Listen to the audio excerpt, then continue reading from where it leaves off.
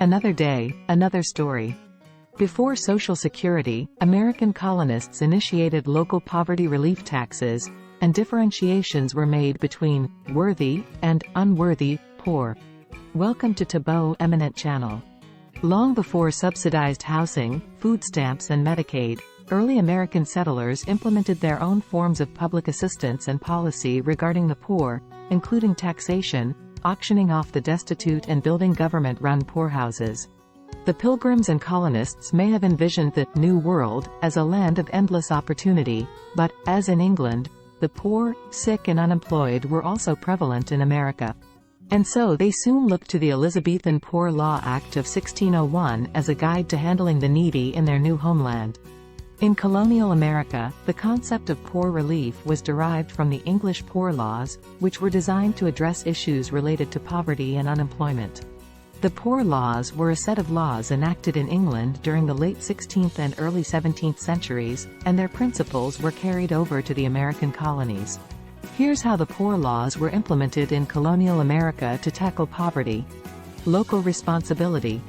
The responsibility for providing assistance to the poor in colonial America fell primarily on local communities and individual parishes.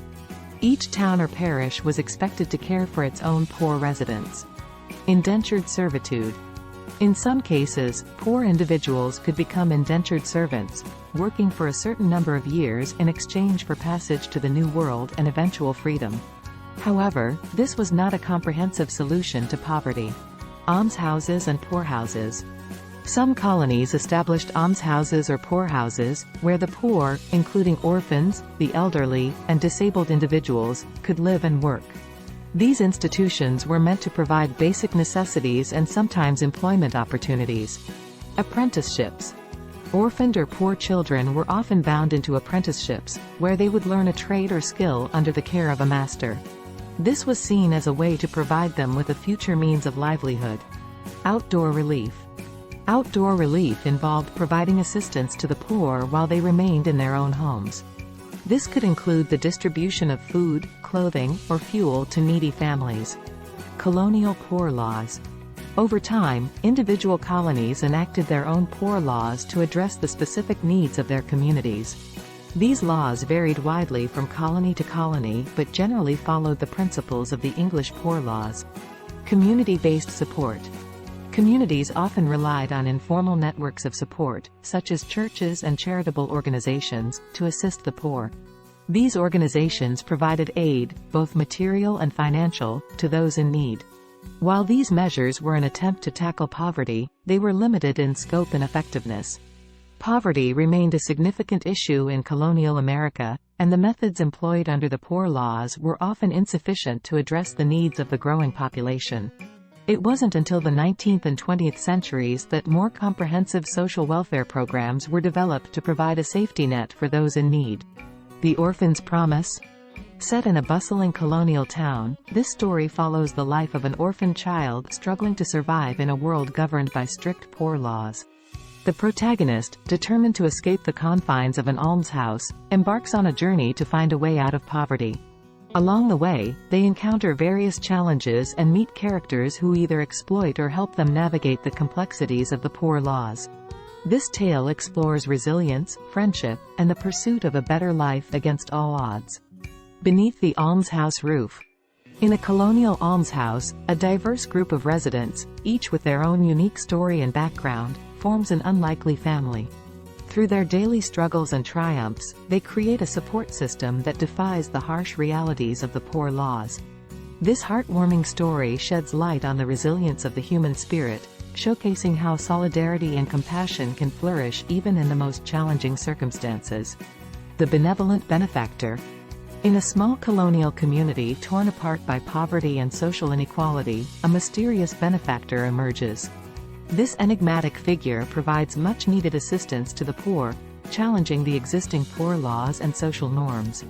As the townsfolk try to uncover the identity of this generous stranger, they are forced to confront their prejudices and rethink their attitudes toward poverty.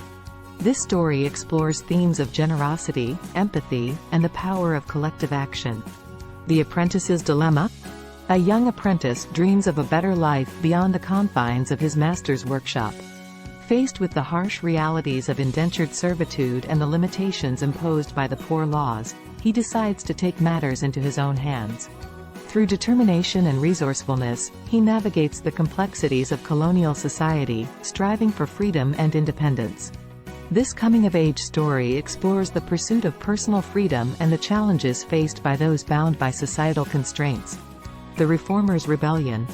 Inspired by the injustices perpetuated by the poor laws, a passionate young reformer begins a campaign to challenge the existing social and legal systems. This story follows the protagonist's journey as they rally support, face opposition from traditionalists, and work towards creating a more equitable society. Through their struggles and triumphs, the narrative explores themes of social change, activism, and the resilience of idealism in the face of adversity. Feel free to adapt and expand upon these ideas to create compelling narratives that delve deeper into the complexities of poverty and the attempts to address it in colonial America. Elizabethan poor laws. Widespread unemployment, famine, natural disasters and other factors led to an increasing number of destitute people in England during the Elizabethan era. And with rapidly growing concerns that poverty would lead to crime, protests, disease and more, national legislation was enacted in 1601 to provide relief for the poor. New social arrangements were required to mitigate these hardships, to reduce uncertainty, and to stabilize community life, writes Walter I. Trattner in his book From Poor Law to Welfare State. It was in this context that the modern institution of social welfare emerged. The Poor Law Act, which remained largely intact for nearly 250 years, declared the government responsible for aiding its poor citizens, who were separated into three categories: able-bodied, impotent, the blind, elderly, disabled, etc., and children. It further conceded that there were helpless or needy people who not only deserved such assistance but who had a legal right to it, according to Trattner.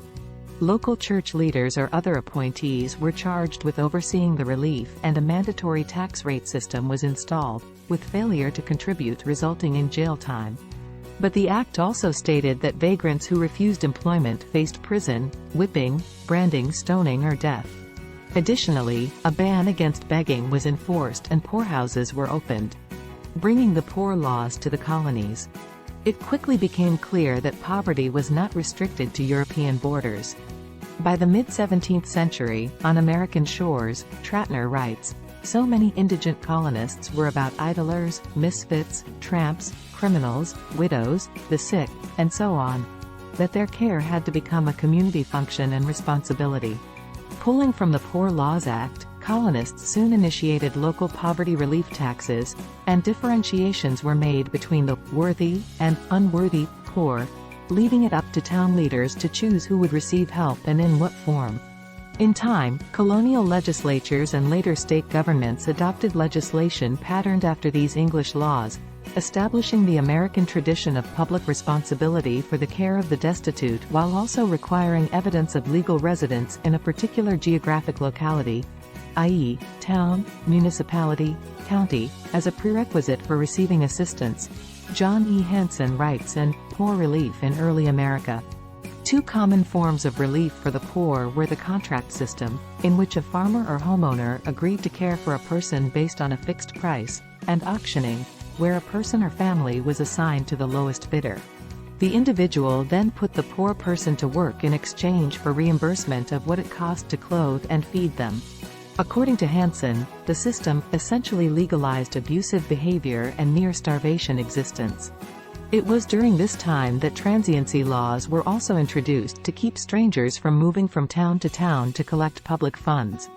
The Rhode Island Assembly empowered town councils to expel all non-resident vagrants and indigents, Trattner writes. Those who returned after having been expelled were subject to heavy fines and severe whipping. The rise of poorhouses. As poverty rates continued to grow in the colonies, reformers looked to new options, especially alternatives to assistance in the form of money, food, clothing or goods, as a way to slow incurred costs and demands for aid, according to Michael B. Katz in his book In the Shadow of the Poorhouse. Their answer? Poorhouses.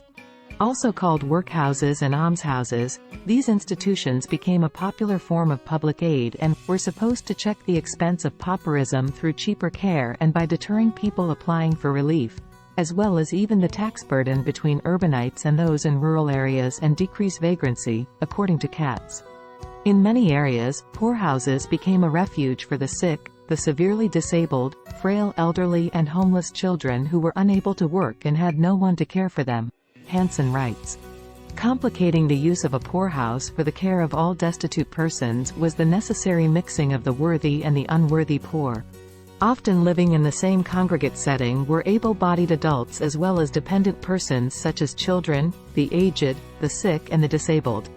It didn't take long for reports of inhumane poorhouse conditions to emerge. Violence, filth, disease, starvation, abuse, death, corruption and more. Miserable, poorly managed, underfunded institutions, trapped by their own contradictions, poorhouses failed to meet any of the goals so confidently predicted by their sponsors, Katz writes. Eventually, poorhouses were phased out, as the Social Security Act was signed in 1935 and more public assistance was offered in response to the Great Depression. Thanks for watching. Request you to subscribe the channel.